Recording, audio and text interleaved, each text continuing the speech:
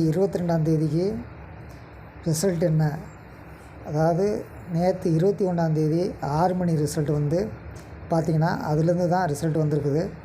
Result வந்து அதாவது 6 மணி result வந்து 7668 சரிங்களா? அது அப்படியே ரிவர்ஸ் டைரெக்ஷனில் வச்சு பார்த்திங்கன்னா 8667 சரிங்களா?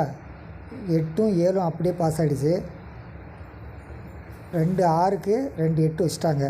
8 8887. அதாவது 4 டிஜிட் ஃபாலோ பண்ணுறவங்க வந்து என்ன பண்ணணும்னா, ஒரு முக்கியமான தகவல் என்னென்னா, முதல் நாள் நம்பரில் இருந்து அடுத்த நாள் நம்பர் வந்து கெஸ் பண்ணி கரெக்டாக வைக்கணும். அது எப்படின்னா, இப்போது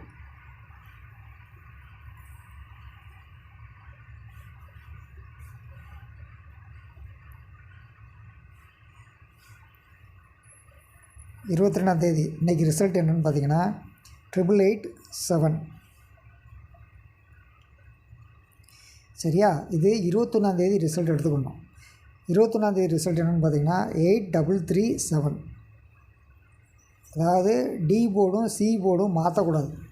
4 டிஜிட் ட்ரை பண்ணுறவங்க டி போர்டும் சி போர்டும் மாற்றக்கூடாது. நடுவில் உள்ள 2 நம்பர் மட்டும் மாற்றணும்.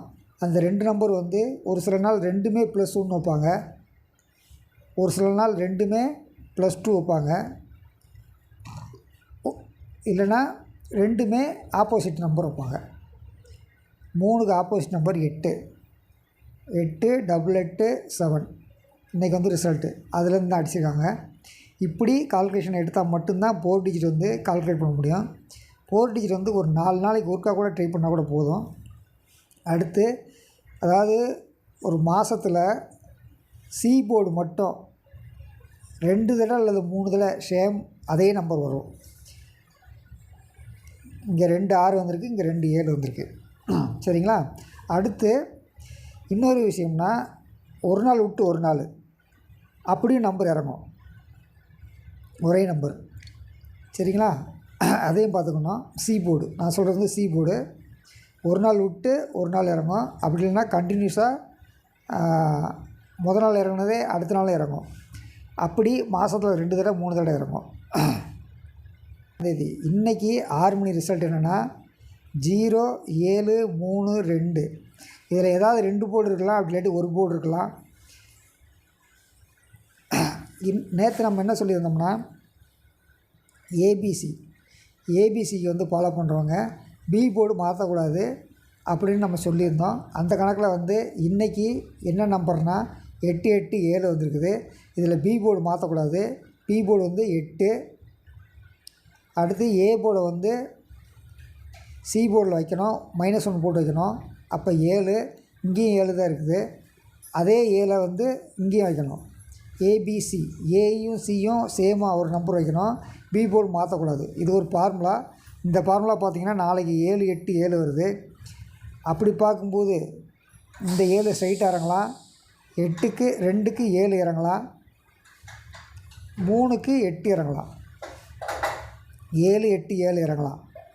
அப்படி பார்த்தா தொடர்ந்து 3ஆவது நாள் சி போர்டு இறங்கும். அப்படி இறங்குமா? அப்படி இல்லைன்னா 0732 ஏதாவது 2 போர்டு சேமாக இருக்கும்போது இந்த 2 சேமாக இருக்கலாம், இங்கே 7 சேமாக இருக்கலாம். 7 8 2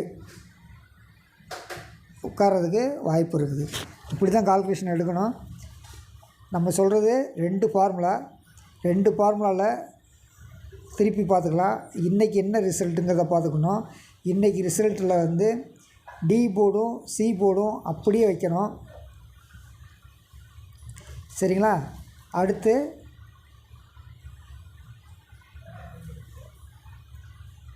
நடுவில் 2 நம்பர் மட்டும் மாற்றணும், +1.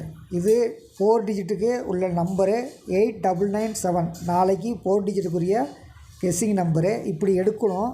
ஆனால் நாளைக்கு இன்றைக்கி அடித்த மாதிரி நாளைக்கு 2 டிஜிட்னு மாற்றாமல் அப்படிலாம் இறக்க மாட்டாங்க. நாளைக்கு மாற்றிடுவாங்க கண்டிப்பாக. அதனால் 3 டிஜிட்டு 8 8 7 வந்து என்ன பண்ணுறோம்னா 8 வந்து ஸ்ட்ரெயிட்டாக இறக்குறோம். இந்த 8 வந்து -1 போட்டு 7 இங்கே இறக்குறோம். இங்கே என்ன நம்பரோ அதே தான் இங்கே வைக்கிறோம்.